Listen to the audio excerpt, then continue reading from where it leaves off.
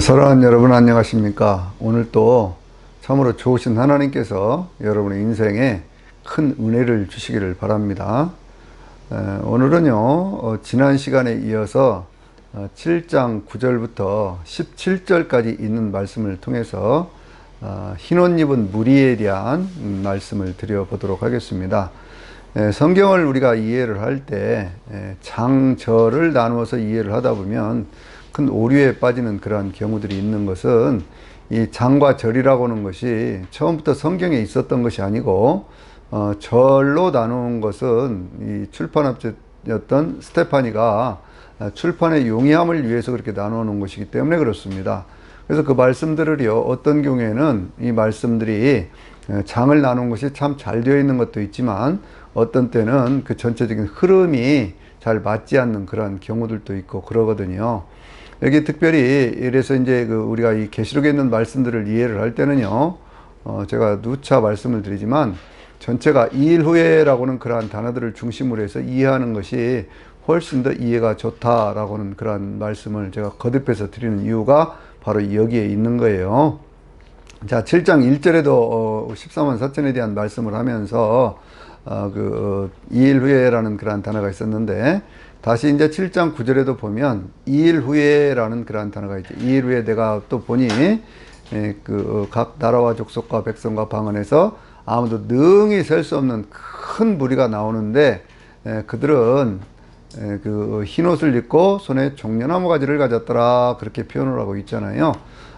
이것은 무슨 얘기냐 그러면, 그 앞에 있는 그러한 무리들에 의해서 복음을 받고 그렇게 하면서 온 세상 가운데 구원받은 그런 하나님의 백성들, 이렇게 볼 수가 있는 것이죠. 그런데 이제 이 사람들이요, 각 나라 족속 백성 방언에서 나왔다라고는 그러한 말은 무슨 얘기예요? 그것은 우리 기독교는요, 어떤 특정한 어떤 그런 민족 종교가 아니라는 거예요. 어떤 계급 종교도 아닙니다.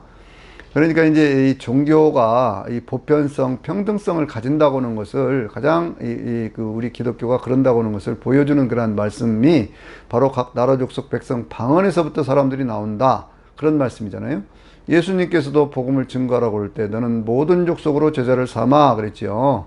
그래서 그렇게 하나님 말씀을 하시는 걸 보면, 우리 기독교는요, 어떤 특정한 계급이라든지 어떤 그런 계층이라든지 뭐 이런 것들과 어떤 민족이라든지 이런 것들과는 그렇게 상관이 없는 모든 이들에게 열려있는 복음이고 열려있는 구원의 초대다라고 하는 것을 우리가 알 수가 있습니다. 이게 왜 중요하냐면요, 여러분들 이 이스라엘 백성들 가운데 특별히 이제 주님이 복음을 전하실 때도요, 거기에 가장 많이 책망을 받은 사람들이 바리새인들 아닙니까? 근데 바리새인들은 왜 책망을 받느냐 그러면요, 그 종교를, 유대교의 어떤 그런 율법이라든지 이런 것들을 자기들 필요한 대로 다시 만들어 가지고요, 그들 일종의 계급 종교로 만들어 버린 거예요. 거기에 보면 저 바리새인들이 가장 많이 하는 얘기가 뭡니까? 너들은 죄인이다, 우리는 구원받은 사람이다 하는 얘기 아니에요. 그러니까 이것이 종교적으로 계급을 만들어 놔 버린 거 아닙니까? 그러니까 바로 그런 것들을 주님께서 책망하고 계시는 거거든요. 주님은 뭐라고 말씀하셨어요? 수고하고 무거운 짐자들아 다 내게로 오라, 내가 너희를 쉬게 하리라, 이렇게 말씀을 했잖아요. 또 누구든지 나를 믿는 자마다 영생을 얻는다, 이렇게 말씀을 했죠. 누구든지예요, 누구든지. 그러니까 바로 이것을 우리가 잘 새겨야 될 그런 필요가 있습니다. 그들은 흰 옷을 입고 구원받은 백성의 표시죠. 손에 종려나무 가지를 가졌다고 하는 것은 승리자의 표시입니다. 그들이 보좌와 내생물 앞에 서서, 그리고 장로들 앞에 서서 그들이 하나님 앞에 찬양을 하지요. 뭐라고 찬양을 하냐면, 구원하심이 우리 하나님과 그의 어린 양에게 있도다 라고 얘기를 하고 있습니다. 그런데 여기 어린 양이 어디에 있냐면 보좌에 있잖아요. 그러니까 이 말씀을 다시 계시록 6장 1절 2절에 있는 말씀 가운데 흰말을 탄 자가 적그리스도가 아니다 라고 하는 것을 우리가 해석할 수 있는 하나의 근거도 되는 거예요. 왜냐하면 보좌 가운데 계신 어린 양이 어떻게 적그리스도 사탄에게 어떤 그런 면류관을 주는 그러한 모습이 거기에 나올 수가 있겠습니까? 그래서 이렇게 성경을 앞뒤로 잘 연결을 해서 분석을 해보고 종합을 해봐야 말씀에 대한 바른 해석이 되는 거예요. 계시록 6장에 흰말을 탄 자들은 하나님의 복음을 전하는 바로 이 면류관을 받는 그러한 사람들이다, 이렇게 볼 수가 있는 것이죠. 그들이 그렇게 이제 하나님 앞에서 그렇게 찬양을 하고 그렇게 할 때에요. 그들 가운데 있던 모든 천사들, 보좌와 내생물과 24장로들 주위에 있던 모든 천사들이 그 하나님 앞에 엎드려 경배하면서 이렇게 얘기를 합니다. 영광과 찬송과 존귀와 감사와 그 다음에 지혜, 그리고 영광과 뭡니까 그 능력과 힘, 이렇게 7가지로 얘기를 하면서 있을지어다 아멘 그러거든요. 아멘 하면서 하나님께 영광을 돌리게 되거든요. 그런데 이제 이 말씀을 보면 그 전에 그 어린 양에게 예수님에게 이렇게 찬양을 돌리던 그런 5장에 있는 천사들의 내용하고는요 한 가지가 달라요. 뭐가 다릅니까? 거기에 감사가 들어가고 거기에 부가 빠졌다, 이 차이가 있어요. 그러나 그 전체적인 내용에 있어서는요 하나님 앞에 영광을 돌리는 바로 그러한 모습으로 그렇게 나타나고 있는 것을 볼 수가 있습니다. 그들이 그렇게 이제 하나님 앞에 영광을 돌리고 찬양을 하고 이렇게 하니까요 그들을 바라보면서 장로들 가운데 한 사람이 그랬죠. 장로들 가운데 한 사람이 응답하여 이르되 이들은 누구며 어디서 왔느냐 이렇게 묻고 있잖아요. 그러니까 여기 있는 이 말씀도 보면요 보통 환란전 휴거를 얘기하는 사람들이 계시록 4장에서 모든 사람들이 다 그 휴거를 했다 이렇게 얘기를 하는데, 근데 그렇게 얘기를 해버리면요 거기 24장로하고 여기 14만 4천이라든지 혹은 저기 있는 그러한 그 누굽니까 흰옷 입은 무리, 아무도 능히 셀 수 없는 흰옷 입은 무리들하고 전부가 다 똑같아야 되잖아요. 그런데 성경은 분명히 뭐라고 얘기를 합니까? 24장로들 가운데 한 사람이 내게 이르되 이렇게 얘기를 하고 있잖아요. 그러니까 구별되었다라고 하는 것을 벌써 말씀하고 있는 거예요. 그러니까 성경의 어떤 그런 특정한 구절들에 집착을 해가지고 그 부분으로 보고 전체를 해석하는 그러한 어리석음은 그것은 해서는 안 되는 그러한 일이죠. 우리가 어떤 사물들을 볼 때 나무도 보고 숲도 볼 수 있어야 된다라고 얘기를 하는 것처럼 계시록에 있는 말씀들을 해석을 할 때도요 성경 전체의 그 맥락에서 해석을 해야지 어떤 특정한 구절 하나를 가지고 그것을 확대해서 침소봉대 해가지고요 그것으로 전체를 해석하려고 하는 그러한 일들은 해서는 안 된다, 그런 말씀이에요. 장로들 가운데 한 사람이 응답하며 이렇게 얘기를 합니다. 이들은 누구며 어디서 왔느냐라고 요한사도에게 물어봐요. 도대체 이들은 도대체 누구냐고 하는 거죠. 그럴 때에 요한사도가 대답을 합니다. 내 주여 당신이 아시나이다 이렇게 얘기를 합니다. 상대방을 공경하는 그러한 모습으로 내 주여 그렇게 얘기를 하는 거예요. 하나님 앞에 주여 할 때나 무슨 뭐 예수님 앞에 주여 할 때하고 같은 의미가 아니라고 하는 거예요. 같은 단어지만 상대방을 존중하는 그러한 의미에서 내 주여라고는 그러한 단어를 쓰고 있습니다. 그래서 내 주여 당신이 아시나이다. 그전 성경에는 내 주여 주께서 하시나이다 이렇게 했었거든요. 그런데 그 번역이 조금 무리가 있다 생각을 해서 지금 개역 개정은요 내 주여 당신이 아시나이다 이렇게 말씀을 하고 있어요. 그러니까 이제 그 장로들 가운데 한 사람이 뭐라고 얘기를 하냐면 이들은 큰 환란에서부터 나오는 자들인데 어린 양의 피에 그 옷을 씻어 희게 하였느니라 라고 말씀하고 있어요. 구원받은 모든 백성들, 나라와 족속과 백성과 방언들에서 구원받은 모든 백성들의 그 구원의 근거가 어디에 있어요? 예수 그리스도의 보혈 십자가에 있는 것이죠. 예수 그리스도의 보혈 십자가에 있는 겁니다. 우리는 전부가요 예수 그리스도의 십자가의 보혈을 통해서 구원받은 하나님의 백성들이에요. 다른 어떤 무엇이 끼어들 여지가 전혀 없는 거예요. 우리는 모두가 다 예수 그리스도의 보혈, 오직 예수 그리스도의 보혈, 주님께서 심판주가 되시는 것도 계속해서 성경이 계시록에서 어린 양을 강조하는 이유가 뭐에 있을까요? 그것은 바로 어린 양 그렇게 얘기를 할 때 예수님의 십자가를 말하기 때문에 그런 거거든요. 그러니까 이 어린 양의 피에 그 옷을 씻어서 그렇게 그 옷을 희게 하였다라고 말씀하는 이 깊은 의미를 우리가 깨달아 알아야 될 줄로 믿습니다. 모든 성도들, 구원받은 모든 성도들은 예수 그리스도의 보혈에 의해서 구원받은 사람들이에요. 그러면서 이제 그들이 앞으로 누리게 될 어떤 그러한 축복에 대한 그러한 말씀을 하고 있거든요. 뭐라고 말씀을 하냐면요. 그러므로 그들은 늘 하나님의 보좌 앞에 있고, 그래서 그들이 밤낮으로 하나님의 성전에서 주님을 섬기리라 이렇게 말씀을 하고 있죠. 그렇게 될 때 하나님께서 친히 그들 위해 장막을 치시리니 라고 하는 그런 말씀으로 계속 이어져 가는데요. 그렇기 때문에 이제 예수 그리스도의 보혈로 구원받은 모든 백성들은요, 하나님의 보좌 앞에 있는 거예요. 하나님의 보좌 앞에. 바로 그 자리에 있는 겁니다. 그리고 또 어디에 있어요? 하나님의 성전이 있는 곳에서 밤낮주를 섬기라 그랬어요. 그런데 이제 계시록 21장에 가서 보면 거기는 이제 성전이 없다고 그랬잖아요. 새하늘과 새 땅에는요. 왜냐하면 하나님이 친히 성전이 되어 주심이니라 이렇게 표현을 하고 있거든요. 바로 그곳에서 하나님이 친히 그들의 장막을 치시리라, 그 말씀은요 정말 기가 막힌 말씀이에요. 하나님이 친히 우리와 함께 계신다, 그런 표현이죠. 하나님 우리 인생에 있는 모든 어떤 아픔, 서러움, 고통, 이런 모든 것들을 다 면할 수 있도록 하나님께서 우리를 보호하시고 책임져 주신다 라고는 그러한 표현이거든요. 거기에 대한 구체적인 내용이 무엇입니까? 그것이 바로 15절, 16절, 17절에 있는 말씀이죠.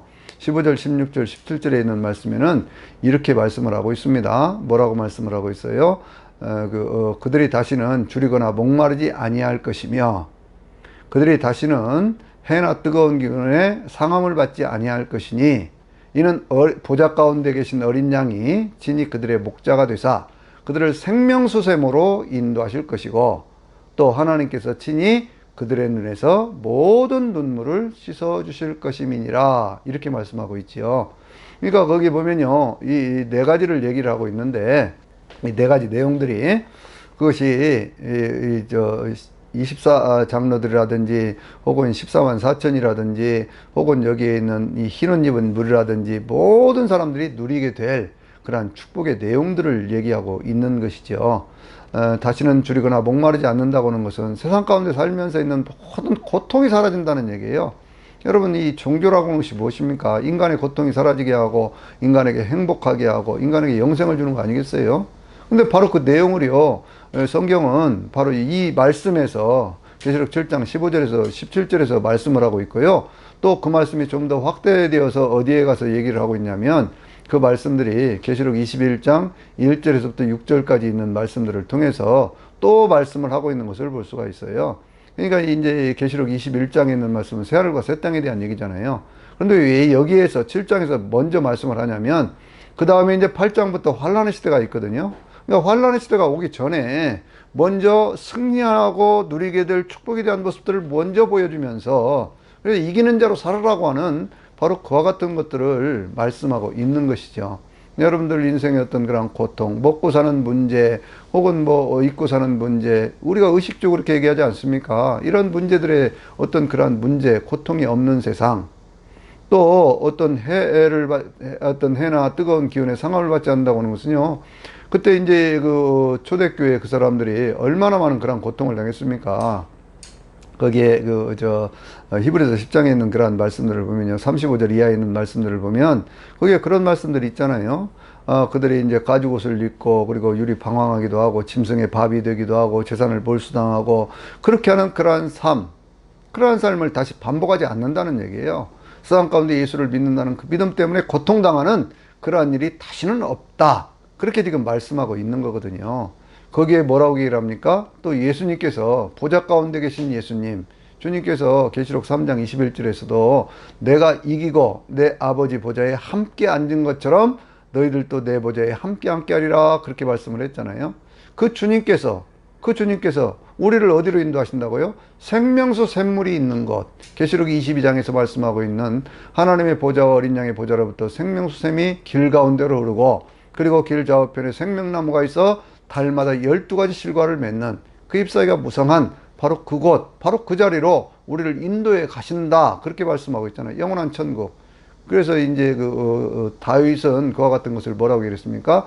내가 여호와의 집에서 영원히 거하리로다, 그렇게 말씀을 하고 있잖아요. 그런데 하나님께서는요, 우리 인생의 모든 눈물을 씻어주신다고 말씀을 하고 있어요. 세상에 살면서 참 억울한 일도 많고 힘든 일도 많고 고통스러운 일도 많은데, 그러한 모든 것들에서 벗어나게 해주시겠다, 그 얘기지요. 그래서 계시록 22장에서도 보면요, 하나님께서 그 눈에서 모든 눈물을 닦아주심에 다시는 죽음이 없고 아픈 것이나 애통하시는 것이나 곡하는 것이 다시 있지 아니하리니 처음 것들이 다 지나갔음이로라, 그렇게 말씀하고 있는 거지요. 그래서 여러분들 우리가 이 계시록 7장에 있는 말씀들을 보면요. 6장 맨 마지막 절에 있는 말씀, 6장 17절에서 뭐라고 얘기를 했습니까? 거기서 이렇게 얘기를 했죠. 뭐라고 얘기를 했습니까? 이제, 보좌에 앉으신 이와 어린 양의 진노의 날이 다가왔으니 누가 능히 그 앞에 서리요? 라고 얘기를 했잖아요. 그게 누구라는 얘기예요? 그 앞에 구원받고 영원한 천국을 누릴 사람들이 누구라는 얘기예요? 24 장로들, 그리고 그 14만 4천의 구원받은, 그리고 그 사명을 감당하는 주의 종들, 그리고 그들에 의해서 복음을 전도받고 모두 하나님의 자녀가 된 이 세상 가운데 있는 모든 하나님의 귀한 백성들, 나라와 족속과 백성과 방언들에서 나오는 흰옷 입은 무리, 어린 양의 피로 구원받은 하나님의 자녀들이라고 하는 것을 말씀하고 있는 거예요. 그들이 누릴 복을 바로 이 7장에서 다 미리 말씀을 하면서, 그러면서 이제 8장부터 다가오는 큰 환란의 때를 그걸 바라보면 그거 이길 수 있잖아요. 내가 가야 할 고향이 어딘지, 그것이 어떤 곳인지 그런 것들을 알면 우리가 그걸 이길 수 있잖아요. 여러분, 어떤 때 우리가 우스갯소리로 그런 얘기 많이 하지 않습니까? 세상에서 어떤 금이나 은이나 보화에 취해서 그걸 집착하는 사람들을 보면 천국의 어떤 그러한 모습들 가운데 천국을 뭐라고 표현을 하고 있어요? 금은 보석으로 가득 차 있다, 그렇게 얘기를 하잖아요. 그러면 내가 가야 할 그 집에 그와 같은 것들이 많이 있는, 그것들이 뭐 한도 없이 끝도 없이 그렇게 있는 그러한 사람들이 세상 가운데 있는 것에 그렇게 연연하겠습니까? 그런 의미들도 그 가운데 담겨져 있는 것이거든요. 천국을 미리 보여주시는 하나님의 은혜가 무엇인가를 알아야 됩니다. 자, 보세요. 계시록 1장에서 주님이 2장, 3장에서 교회들에게 말씀을 하셨어요. 4장과 5장에서 하나님 앞에 예배를 드리고 예수님께 심판주가 되시면서 온 세상에 심판받는 그러한 모습들을 보여주셨습니다. 그리고 난 다음에 그 과정 속에서 사명을 감당할 주의 종들과 그리고 구원받은 하나님의 백성들이 누릴 천국을 보여주심으로 해서, 그래서 이제 모든 그 역사가 진행되는 그런 과정들을 축약해서 또 보여주고 있는 거거든요. 그래서 이런 말씀들을 우리가 깊이 새기다 보면요, 이 계시록은 소망의 책이에요. 희망을 주는 책입니다. 우리의 삶에 용기를 주는 것이거든요. 그러니까 이 계시록에 있는 말씀들을 잘 붙들어서 늘 세상 가운데 어떤 두려움에 빠지지 말고 믿음으로 세상을 잘 이기면서 승리하는 저나 여러분, 천국을 누릴 수 있는 저나 여러분 되시기를 주의 이름으로 축원합니다. 아멘.